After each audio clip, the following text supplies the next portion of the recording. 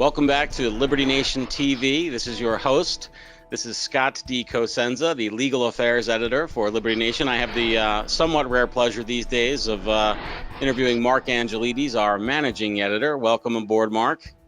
Thanks for having me on, Scott. Thank you. And we're going to give you the opportunity to really shine here, because this is a topic where you could really just make stuff up. We're so ignorant about often what's going on the other side of the pond, and we rely on you to give us the skinny. Making stuff up was entirely my plan for this interview. I'd like to start talking about the resurrection of the T-Rexes that have occurred in Westminster Palace in the last week. I believe that. The Queen, she's busy doing something, Mark, and resurrecting Jurassic era animals is fair enough. Well, I know that politics, it seems like it's all over the place in Britain at the moment. Give us the very latest, the mid-June latest, if you will. What's happening now? Okay, at the moment, politics is on hold. So for the last 3 years, everything has been Brexit. And with Theresa May failing to actually achieve Brexit and quite simply keeps pushing the deadline further down the road with agreement from the European Union, of course, it's come to the point where she has now had to step down. So she's in place as Prime Minister for now. But what's happening is within the Conservative Party, they're holding leadership elections. So the person who is elected from amongst other Conservative or Tory party members will become the leader of the Conservative Party, and because of that will also become the Prime Minister. So you'll have a new Prime Minister without having a national election then, is that right? That's exactly right. There'll be 3 votes, I guess, that will put the Prime Minister in place. The first ones, which have started, this is being recorded on Thursday. The first votes start today. Now, what will happen is the members of Parliament within the Conservative Party, they have a choice of, there's 10 at the moment. It's almost as bad as the Democratic Party field. There are 10 contenders who have put their name forward to become Prime Minister. Now, what will happen is they'll have a round of voting, and the person with the least amount of votes gets knocked out. Who gets to cast a ballot in that election, Mark?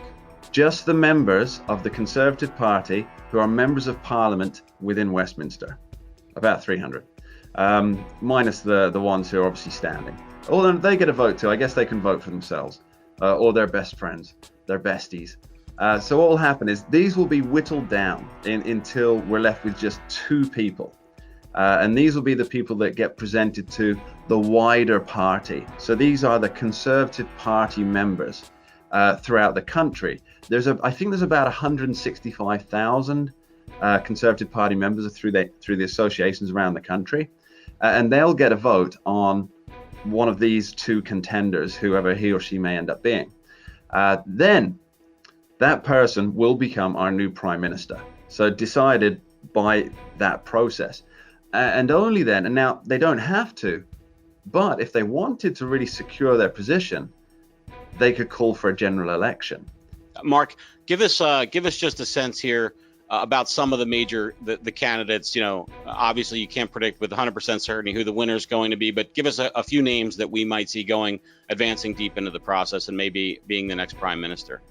Okay, so the front runner right now is former Mayor of London, present Member of Parliament, and former Foreign Secretary Boris Johnson, or Al Boris Johnson, who's quite an international figure. He represented Britain not as an athlete, but to go and help out with the Olympic Games in 2008, and of course he hosted 2012.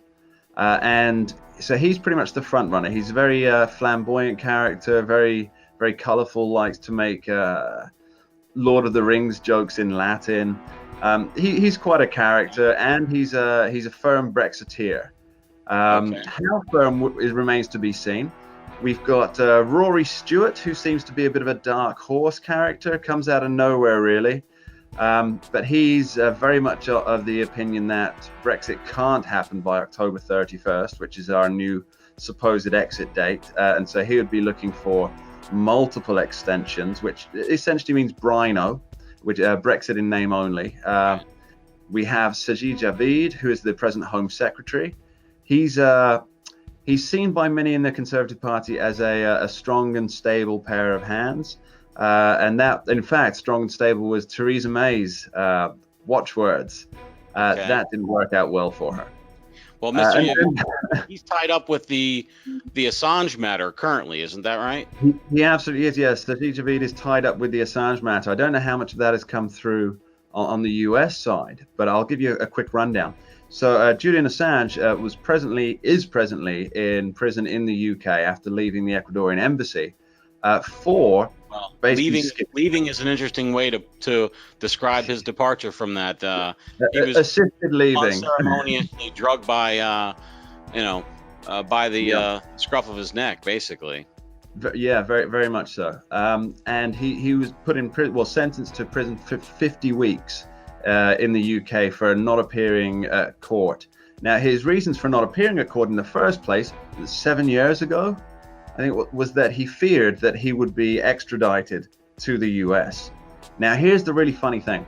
The UK, we have a policy of non-extradition to any country that has the death penalty, or where there is a possibility, no matter how slim, of the death penalty being applied. Now, we've heard, at least on this side of the water, we've heard that there's a tiny, tiny slim chance that Julian Assange could face, I think it's 17 charges now in the US, and there is the possibility, no matter how remote, of a death penalty there. So, according to our own laws, we should not even be discussing extradition here. But Sajid Javid, as the Home Secretary, has allowed this to head to a court where a judge will decide, based on the individual merit, whether he can be extradited or not.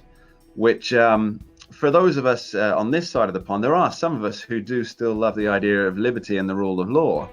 This is not a good thing for us. It's basically, it appears that he's bowing to a lot of international pressure, which is not really the person that the liberty-minded folk of the UK want as their prime minister, somebody who bows to outside foreign pressure. Mark, I know that there are some instances when laws and, in fact, treaties will be passed in order to facilitate the transfer of a prisoner that authorities in the U.S. wish to prosecute, where they will guarantee to the deporting country or the extradited from country that they will not seek the death penalty. There will be no capital case. So I wonder, we'll have to look and see if that occurs here. That might be actually a diplomatic way. If I were in the Trump administration and wanted to let him have his cake and eat it too, I just let him stay in Britain, non-extraditable because of that potential capital offense laying out there.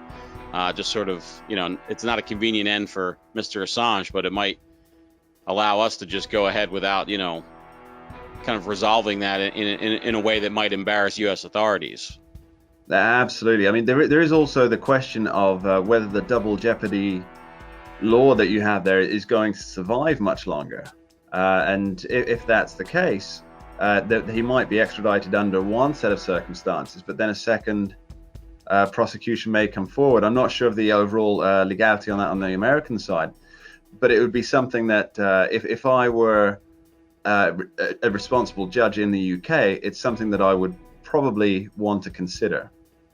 Okay, well, I won't ask you for predictions on Mr. Assange's criminal path for the charges against him going forward, but I will ask you for predictions about the political situation in your country. What do you see happening? You laid it out for us. Who's going to win, and what's the future ahead for the British Isles? Okay, well, I hate making political predictions myself. However, I always follow the age-old wisdom of follow the money. The money bettors, the cash money bettors, have Boris Johnson as fully in the lead. Now, if Boris Johnson gets in, being a Brexiteer, there's a good chance that we might end up leaving the European Union on the 31st of October, which is when the extension deadline runs out. However, there's also a chance that he might end up signing some kind of deal or putting a deal towards Parliament, which results in a Brexit in name only, which is a major issue. So what's happening right now is Nigel Farage, after his recent enormous success, I must say, enormous success in the European parliamentary elections. His brand new party, 6 weeks old, won. It wasn't even close. The party with they beat by twice the amount of votes the party in second position. So he's in a great position. Call that a landslide victory here in these United States. That is exactly. There's no other term for it but a landslide. Now that does put Nigel Farage in a great position to hold Boris Johnson, or at least to hold government's feet to the fire, because what they're thinking now is, if we mess this up, this is electoral suicide for the Conservative Party. That's what they're thinking.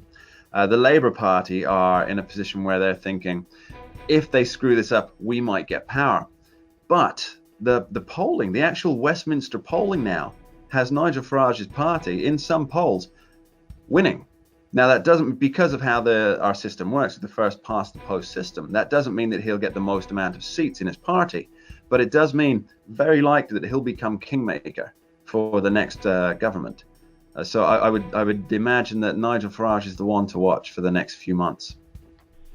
Okay, well, from the UK, managing editor of LibertyNation.com, Mark Angelides. You can see Mark's work often in many stories that don't have his byline, because he's involved in so much of what goes on the page at LibertyNation.com. But I think especially people should check out your podcast, The Rabbit Hole, Politics and Prose, which is released weekly. And it's very well done. So with that, please like, comment, and subscribe. And visit LibertyNation.com 24/7. Bye-bye. Thanks, Mark. Thanks, Scott.